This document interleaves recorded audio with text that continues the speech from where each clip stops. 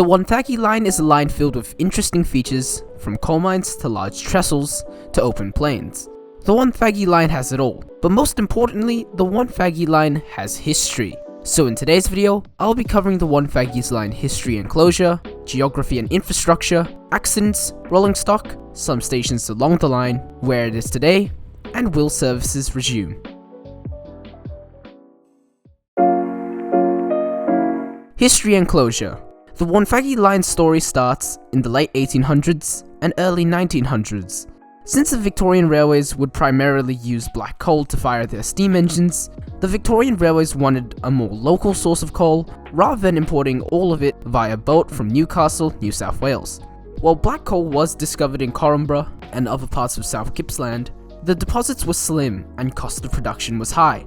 In 1909, everything came to a head when long-time mining disputes threatened the Victorian Railway's black coal supply. This led to a push for locally sourced products, and with the mine at Corumba unable to meet the demands of the mighty Victorian Railways of 1,000 tons of coal per day, the government of the time needed to find a large black coal deposit which was guaranteed to support their needs for now and for the next few decades.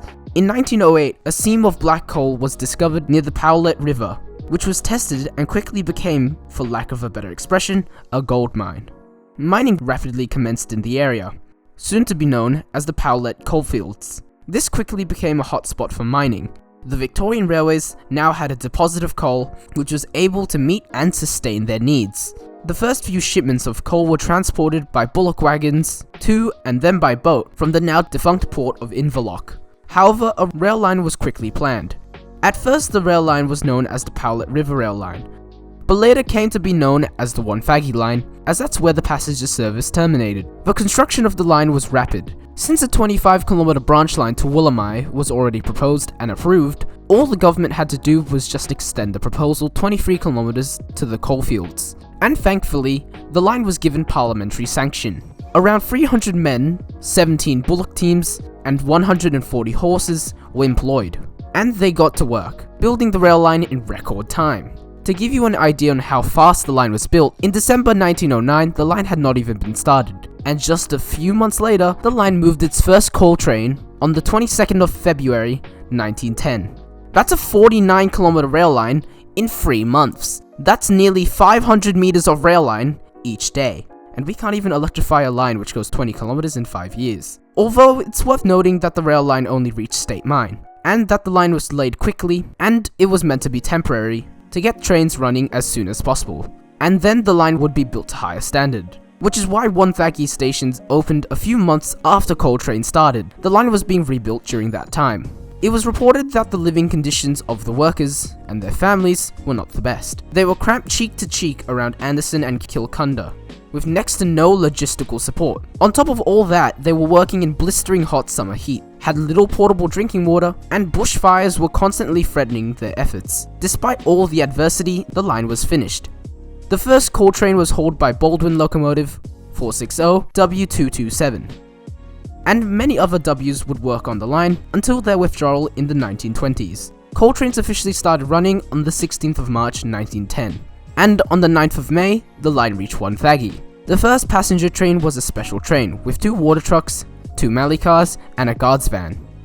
As well as general goods and passengers to Wonthaggi, the line also carried post, machinery, and livestock for the township.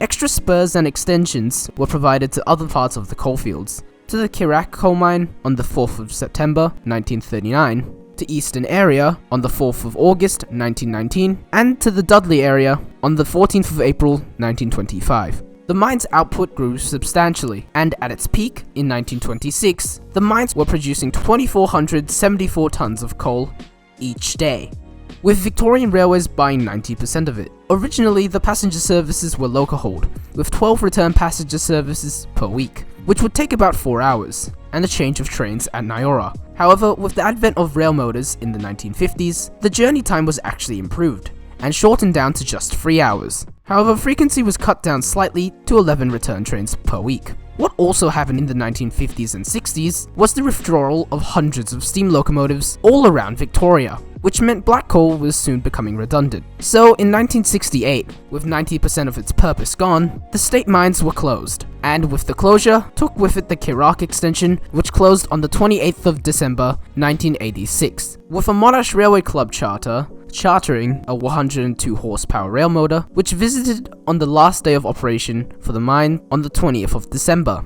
The Chirac spur was actually the last spur to close, with the eastern area spur closing on the 4th of November 1952, and the Dudley area most likely sometime in the 1950s. I can't find much on the Dudley area. By the 1970s, the line started taking a decline. With the rise of automobiles, and most of Wonthaggi's traffic depleted, the line was near the end. The last passenger train arrived on the 4th of December 1977, run by a 153 horsepower Walker, and the line closed to goods on the 21st of November 1978, with the final goods collecting all the staffs from each station.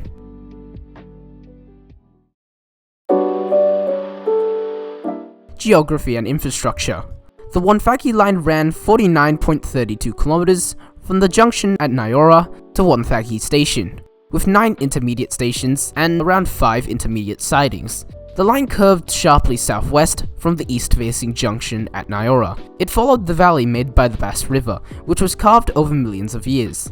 At Glen Forbes, the line divides the range of hills and the flat plains which lead into the western Port Bay. At Anderson, the rail line curves east while meandering around hills to hug the coast. The line then gradually curves back inland into Wonthaggi. The line used 75-pound, 34kg steel flat-bottom rails, which were laid on 10 feet by 9-inch by 5-inch sleepers, which themselves were ballasted using 6 inches of bluestone ballast. This was one of the more heavier built lines, allowing all locomotives except for the S to operate, which was needed here because of heavy coal trains. Strangely, the eastern area line had a very different construction. The Wonthaggi line climbed down from Nyora on a 1 in 70 gradient, and then a 1 in 60. There are small 1 in 50 gradients halfway down from Nyora to Woodley, and halfway down from Kernet to Almata, and on the upside of Glen Forbes, with a gradual downhill from Nyora until Woolamai.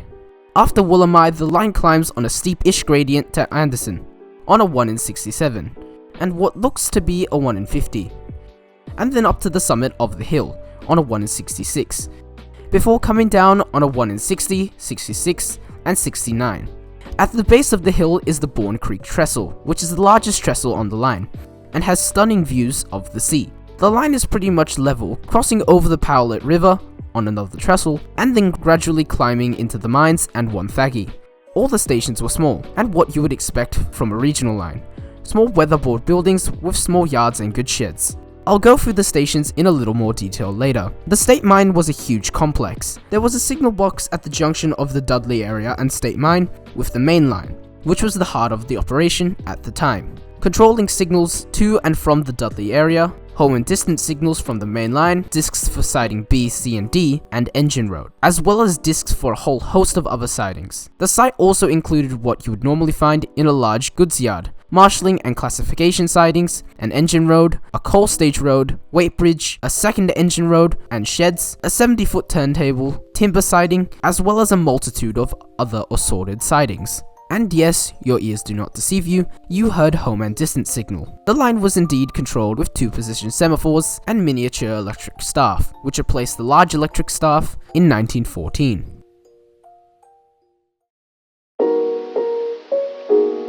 Accidents. Kernet, 1910. A short time after the line opened, a coal train was waiting in a siding at the station for a goods train to come down from Nyora. The account doesn't specify what happened, but the coal train might have been given a false go-ahead. Whatever happened, the goods train was already coming down from Nyora, and somehow both locos smashed head-on. Both crews managed to escape, although injured. A rescue team worked through the night and into the next day to clear the wreckage. Presumably both locos were repaired. If anyone has more information on this accident, then please do let me know.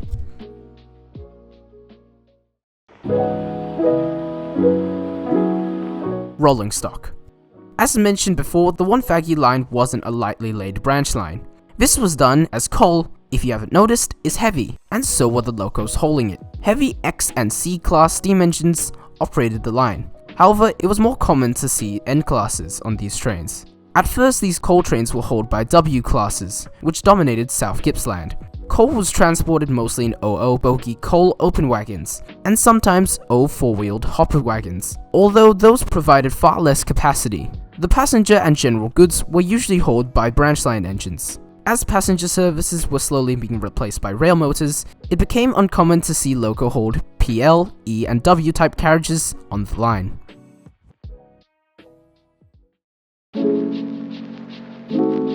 Some stations along the line. Woolamai railway station was opened on the 9th of May 1910. Originally, the line was proposed up to this point, but you know the story there. Early proposals of the Woolamai line also included lightly laid branch lines to San Remo and Kilcunda, which, as you can see, the San Remo line was never built. Woolamai railway station was another quaint weatherboard building.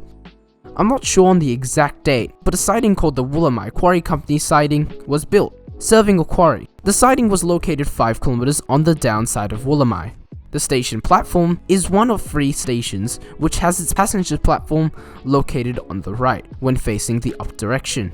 The yard is very small, with a passing loop, goods shed, and dead-end siding. On the 15th of June 1914, miniature electric staff was provided to the station in place of large electric staff from Glen Forbes. In June, the miniature electric staff was extended to Anderson. On the 1st of May 1923, the home signal and Road 2 were closed. In 1968, the dead-end sidings were removed, and it was closed on the 21st of November 1978. The platform mound and nearby level crossing are the only traces of the station left.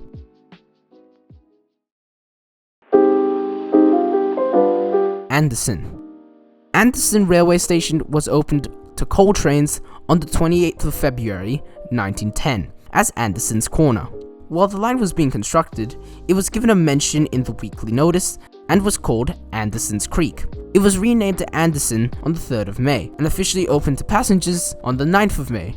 It was provided with mechanical interlocking and signals on the 11th of August 1913, which were needed here as, unlike the last station with barely any facilities, Anderson had 5 sidings, 2 of which being dead-end, and a goods shed. Road 2 was much longer than the other sidings, being extended by the dead-end sidings.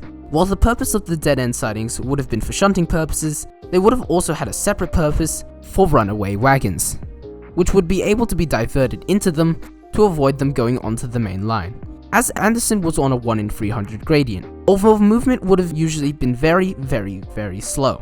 Anderson's platform and goods yard was on a radius 20 curve, which gave the station an interesting character, being one of the very few stations with a curved goods yard. In 1910, the large electric staff was replaced with miniature electric staff, and became a staff exchange point for the Woolamai to Anderson section and the Anderson to Kilcunda section. In 1921, it received the staff exchange box, and the miniature electric staff was replaced with standard staff and ticket in 1960. Anderson was the closest railway station to the tourism hotspot of Victoria, Phillip Island, being only 8 kilometers from New Haven. I'm not sure if there was any kind of bus service from the station, but there certainly is one today. In 1966, the yard started to shrink, with the removal of Road 3. In 1967, Siding B was removed, and the interlocking was removed in 1968, with all signals besides up and home signals removed. The station and line closed on the 21st November 1978. Anderson would stay closed for many decades until the Basque Coast Rail Trail was opened sometime in the 2000s. Nothing survives of the original station.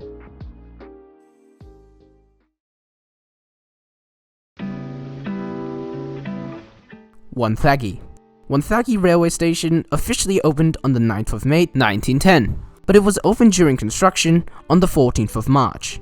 While the line didn't end there, the station was the official terminus of the line, with the sections to Kirrak and eastern area being light laid. Wonthaggi was built to serve the growing township and coal mine. The station was definitely the most decorated station on the line, with a brick building and large canopy. It's a Queen Anne style building, and the design is known as a Gisborne type. This type of building was built all over Victoria, with minor differences between each station. The station also had a large goods yard, with a dedicated sand siding and 4 other through sidings, one of which was a dead end. On the 4th of August 1919, the line was extended to Garden Block, which would later be renamed to Eastern Area. The station had a signal box located inside the station, which was a common sight for a lot of regional stations. On the 29th of March 1938, the station was given a staff exchange box, which was mostly used by the pilot engine, going to and from the state mines and eastern area, which was replaced the very next year, when the Chirac line was opened. It was replaced with a number 2 patent train staff called Wonthaggi-Eastern Area-Chirac. In 1956, the telegraph instrument was removed. In 1968, Wonthaggi became the line's terminus once more, with the lines being cut back until Chirac Junction. And finally, the Wonthaggi line was closed on the 21st of November 1978. Surprisingly, in its entire career, the station remained relatively unchanged, with the only thing being removed being a mine siding. Today, the Basque Coast Rail Trail ends at Wonthaggi, with the goods shed and a crane surviving. Although a tad overgrown, the railway station is beautifully preserved, and is being used as a railway museum, with a lot of memorabilia and artifacts from the state mine, Chirac, and Wonthaggi itself. It's open every week on Saturday from 11 AM to 1 PM. Where is it today? Today, the Wonthaggi line is closed in its entirety. Nyora Railway Station was opened until 2016 as part of the South Gippsland Tourist Railway. However, it has since been converted to another rail trail called the Great Southern Rail Trail, and so has the Wonthaggi line, at least for part of its length, called the Basque Coast Rail Trail. It runs from Wonthaggi to Willamai, along the old rail alignment, which, let's face it, is the more interesting part of the Wonthaggi line. The trail runs 23 kilometers and passes over the Powlett River and Bourne Creek trestles. There is a planned extension of the rail trail back to Nyora. None of the original stations survive on the line except for Wonthaggi. Platform mounds still exist at Willamai, Glen Forbes, and Kernard. Woodley and Almata do still exist, but only the retaining wall of the platforms do. But most importantly, what about the mines? Well, unfortunately, almost nothing remains of them, except for one big thing. The eastern area has been revitalized as a tourist destination called the State Coal Mine. A little misleading, but whatever. Inside the museum is K172, and it's now on display with a couple of other carriages, including weirdly a Tate carriage, and it's now stuck in purgatory. Will services resume? Services will not resume anytime soon. If we can't get a train to Leongatha even proposed, then Wonthaggi and Inverloch will not even be in the radar of politicians for many years. Although I don't think a line to Wonthaggi is really needed. Yes, Wonthaggi and Inverloch are large towns with sizable populations, but keep in mind the 40 kilometers of nothingness it takes to get there. I think a rail line to Leongatha should be built instead, and a road coach serving the Wonthaggi area should be implemented, and one already does. So if that road coach was just extended to Leongatha and given a higher frequency once the rail line is built in the next 80 years or so, even better. The old rail alignment is serving the community just fine, bringing in tourists and keeping the old bridges from just sitting there and decaying. Thank you for watching this video about the Wonthaggi line. I certainly didn't expect the video to be so long, so thank you for sticking around to the end. If you have any other suggestions on what line I should do next, leave them in the comments below. If not, I'll see you later.